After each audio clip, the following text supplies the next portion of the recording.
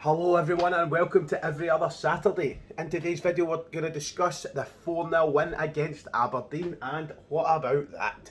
I might just be smiling a wee bit too much in this video, but I'm a happy man, what can I say? If you are new around here, please feel free to give us a wee like, share and subscribe. Get that wee bell icon ticked, helps the channel grow as much as possible, but let's get fired straight into the video. Every other Saturday's my half day off, and it's off to the match I go. Happily we wander down the Copeland. Well, that was just marvellous to watch, ladies and gentlemen, wasn't it? A 4-0 win against Aberdeen, and the team did not relent throughout. We made a few changes, but that did not affect the game. It was fantastic. Now, I do know that Aberdeen had a few faces missing, but if you're going to turn around and tell me that they would have made so much of a difference in that game, I'm going to have to ask you to go back, rewind that game and watch it again, just to show that the masterclass that Rangers just put on wouldn't have made a difference if they had their full team playing. The goalie only had about 2 saves to make, which is fantastic, yes. A few iffy mistakes for Balogun in there that kind of gave me a wee bit of the extra grey hairs on the side of the head, but nothing we had to worry about. The strength, the quality, the performance was all there. Yes, we didn't score as many, but it was just as good a performance as it was against Hamilton. And also remembering this as a team that's straight off the back of the 6th game undefeated, we showed them how it's done. We have our own undefeated streak. The quality was there. Lewis Ferguson being on the park or not, telling me that he would make a difference, you're not going to convince me. We did the job today. Now, it was clearly quite a clinical performance that we watched, and it's obvious that this is trickling down from the management and the coaching staff. You can see the plan is there for us. They know how they want the team to be playing, and the team are playing that way. They're in line. Everyone seems to be clicking. Everything's fallen into place. Hopefully this is just another tick off the list, and we can move on to bigger and better things now. Every game becomes that more and more important, and a game such as Aberdeen at Ibrox, honestly, as I said at the start, I'm a happy man. But let's put that into context, right? Numbers. We have 21 games, 18 wins, 58 goals scored, 17 clean sheets with 0 losses. When have we been able to do that, guys? This is just the season. It really is. It's fallen into place from the management staff. Now, there is a lot of football still to be played. Don't get carried away. But, smell it, it feels right this season. Now, it has to be credit where it's due from the management and coaching staff falling down to the players. They are putting these performances in now that when the first goal's scored, the pressure's piled on. There's no, we've got the goal, let's just sit back, and then you've got every fan that, well, yes, we used to be in the stand, but we're watching the game, niggling at the back of the head, going, is this going to be the game where it's all going to fall away? We know that it's coming back. Oh no, are we going to keep this going for the second half? Because let's not be kidded, there was plenty of times in the last couple of seasons where we would have a fantastic first half and you'd come out in the second half and it's like a completely different team had turned up. Also the opposite way around, to be fair, we also had first halves where they might as well not have been on the park, and then out of nowhere the second half it would be bang, 3 goals in the first 20 minutes. Quick special mention for Tab before I get into the game itself. 150th appearance today, and he marked it fantastically.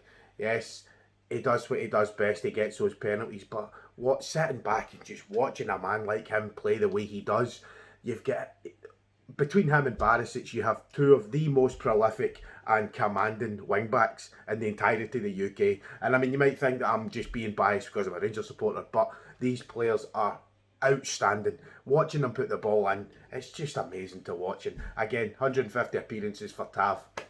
Quick look at the midfield and attack. We solid across the board in midfield. No foot off the gas moments, no issues and bits where you think to yourself, oh, what are we doing here? But one thing I did have a bit of concern with was Morelos up front. If this was any other season, any other time of the season, he's not scored as prolifically as he should be doing. Now, he is the top striker at Ibrox, and we're not seeing the goals. Now, if this was any other season and we weren't rocketing to the top of the league as good as we are doing, I think the word crisis would be on him all over the back pages and the usual. He's not scoring the way he should be doing. Now, he has to get back to that form. You can see when he took off, he wasn't happy at the fact he hadn't scored. It's another solid, commanding performance from Rangers. You've got it all the way through, but he's not putting the ball in the net. Yes, he's contributing in other ways, like these hold-up play and stuff, which we can't take for granted. But at the same time, Alfie boy needs to start putting the ball in the back of the net. If you're going to be sold off at a transfer window, be it this one, be it the next one, if you're not putting the ball in the net, a striker's not worth the money he should be. So a 15, 20 million pound striker could be end up 5 to 10 million if you're not putting the ball in the net as much. Needs to think on. Moving on to the game. Now we started well as per usual, started firing right out the blocks from the first whistle to the last. But we had a couple of iffy wee moments with Aberdeen at the start. Nothing too serious, but they were there. They had their opportunities to strike through. But we did get straight into that first goal with Ryan Kent. Now, he did have his opportunity for a goal before this. The ball came through from Tavernier, straight in, worked his way through, broke the defence down, got it to Kent's feet and disappointingly put it straight to Joe Lewis. Now you could see straight after that he was not happy with himself. He wanted that goal. He has his drought, I suppose as we're calling it, but he got his goal that finished that drought off, and what a strike it was indeed. Taking the ball in, getting it to his feet, pulling a wee bit of pressure from, I think it was Ojo that came out, and just hit that ball. Yes, okay, we get a wee deflection, but these things happen. How many times last season were we all sitting in the stands and saying to ourselves, look, take the shot from outside the box, take the chance, let's get the ball in. But we didn't do it, we tried to walk the ball in, but we're now getting these players that are attempting these shots. And you get deflections, they go in. You don't win games without goals, and that was a goal at the end of the day. Fantastic, well done from Ryan Kent. We had another quick chance to go ahead with a penalty. Stone wall penalty decision, if you ask me, on Kamar Roof. The ball was played through by a slippy run by Joe Aribo. The ball played through to Kamar Roof, and Considine, bang, straight out through the back of him. Now, any other game I've seen, yes, okay, your English ones have got your VAR and it just works its way through, but any game you could see, that was a Stonewall penalty decision. Ball coming through, right to his feet, no contact whatsoever, sweep right out from behind him.